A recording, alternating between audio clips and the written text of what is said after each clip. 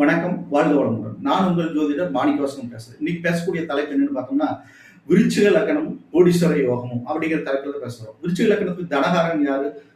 குரு, தனுசு, குரு. அப்புறம் லாபாதிபதி புதன். ஓகேங்களா? லாபாதிபதி புதன். குருவும் புதனும் இணைந்து, குருவோட வீட்டுல புதனோ, புதனோட வீட்டுல குருவோ அமர்ந்து, அத 9 குடையவன் பாக்கியாதிபதி. அந்த பாக்கியம் நம்மளுக்கு இருக்கணும் இல்லையா? பாக்கியாதிபதி சந்திரன், தொழில்காரகன் சூரியன்.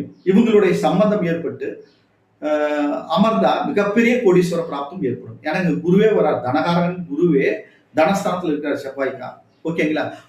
இவர்களோட காம்பினேஷன்ல அமையணும். கேந்திர திரிகோணத்தில் யாராவது ஒரு ஆட்சி பலம் பெற்று அந்த திசை வந்ததுன்ட்டா மிகப்பெரிய கோடீஸ்வர பிராப்தம் ஏற்படும். 2 கூடிய குருவும் 11 கூடிய புதனும், ஓகேங்களா? 11 கூடிய புதனும், 9 கூடிய சந்திரனும், ஓகேங்களா?